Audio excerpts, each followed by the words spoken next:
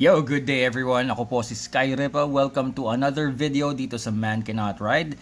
Napakasimpleng public service announcement lamang po nito para makatulong sa ating mga kapwa riders, lalong-lalo na yung talagang interesado na pangalagaan ang quality at ang safety ng kanilang mga motor. Ugaliin nating mag-research tungkol sa mga recalls. Okay, so itong nakikita nyong website na to ngayon, hindi ko na to papakita kung anong website to. Basta mag-research na lang kayo sa Google, mag-type kayo ng Recall Philippines, Recall Asia, o kung ano man, o maglagay kayo ng manufacturer, let's say Recall Honda, Recall Yamaha, Recall BMW, or Recall Ducati. Makakakita kayo ng mga articles at mga reports tungkol sa mga motorcycle recalls. Ang nakikita nyo ngayon dito is this is an example of a compilation of recalls sa isang specific market. So, ito yung example na meron tayong knowledge about riding. And kasama dyan yung pag-aaral ng mga ganitong mga updates, mga balita. Kasi tingnan nyo naman, sige, 2023, week 41, pababayan. Merong recall ang Ducati, X-Diavel. Yun daw retaining pin sa side stand ay pwedeng pumalpak. Tapos, ibig sabihin, matitrigger yung sensor dun sa side stand, mamamatay yung engine. O imagine kung mangyari yun habang nagra-ride tayo. So, it's a safety concern. Ito, M1000R at saka R1250RS. GS.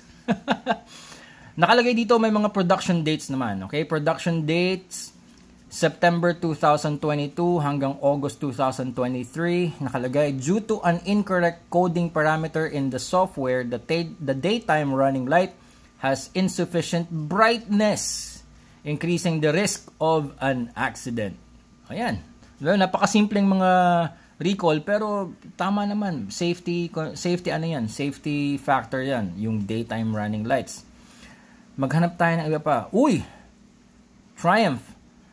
Trident 660 at saka Tiger Sport 660.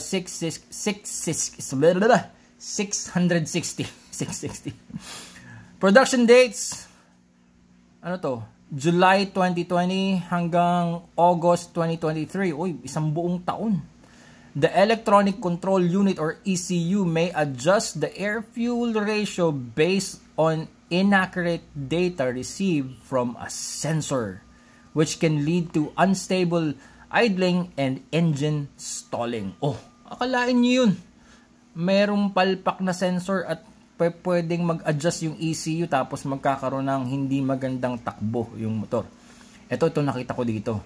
Kasi ako ay CF Moto user, rider. Merong recall ang CF Moto 700 CLX Sport. Naku, ito pa naman yung gusto kong CLX. Production dates, November 2, 2021 until January 19, 2022. Uy, ano lang 3 buwan lang. O yung mga na-produce nung 3 buwan na yon. The ABS control module may be faulty, which requires an excessive braking effort. O yan, kung sa tingin nyo parang preno pero hindi kayo natigil.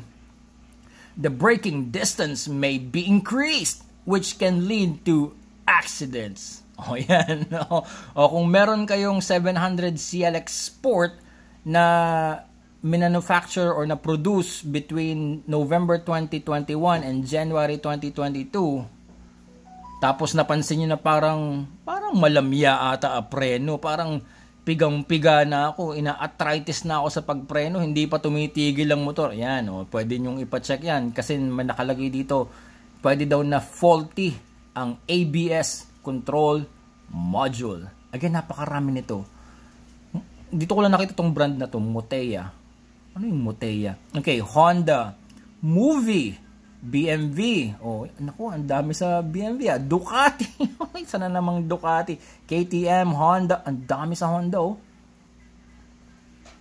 Merong Indian motorcycle. Indian. Okay. Yung Chief, yung Scout. Okay. Yamaha, Tenere 700 World Raid. Oh my God, ito yung gusto kong Tenere 700. Production dates 2022. Anak ng tinapa.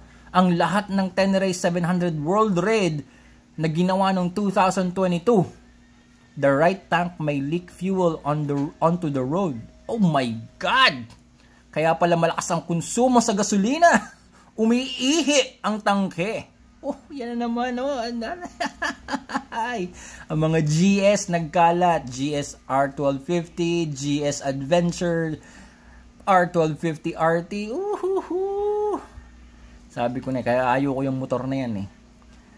Oh my God! Suzuki GSX 1300R. Hayabusa to ah. The front brake caliper may be faulty. Oh my God! May problema sa brakes. Diyos ko day. So ito po mga kapatid, public service announcement para sa inyo. Kung interesado kayo, mag-aral kayo sa mga motorcycle, Kawasaki, Ninja H2R, Ninja H2, Ninja H2XX, lahat ng H2, ZH2, production dates November 2014 until August 2000. Wow! Ito yung ito yung nabalita na dati, yung chain tensioner. Oh, yan nandito nga siya. Okay. Namumuro ang BMW. Okay. So, starting ng week 6 ng 2023, Triumph Speed Triple, BMW S1000, RR, M1000 RR, Harley Davidson, and lahat yan, hanggang sa week, week 41 ng week 41 ng isang buong taon, pero hindi pa tayo tapos. So again, sana makatulong to sa inyo. Mag-research kayo tungkol sa mga motorcycle recalls kasi baka mamaya nandun yung motor nyo. Tapos hindi nyo alam. Kamot kayo ng kamot ng ulo dahil sa tingin nyo may problema ang motor nyo. Yung nakailang shops na ang pinayaman nyo para ipaayos pero walang nangyayari. Yung pala, merong recall, meron pala talagang defect. Ang kagandahan sa recall, kadalasan niya ay libre. Ang repair or or kung replacement man, libre yan kasi kasalanan niya ng manufacturer. So, mag-aral tayo ng recalls, mag-research kayo sa recalls. Dito sa Pilipinas, alam ko may ilang recalls na naganap. Yamaha. Dalawang article na ng recall ng Yamaha na nakita ko tungkol sa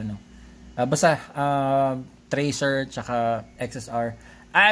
Mag-research kayo. Okay? Kaya hindi ko pinapakita yung site, kaya ako hindi bibigay yung link. Gusto kong matuto tayong lahat mag-research. Research. We should ride with knowledge. And this is an example of knowledge. Yung motorcycle recalls. Okay, I'll see you on the next video dito sa Man Cannot Ride.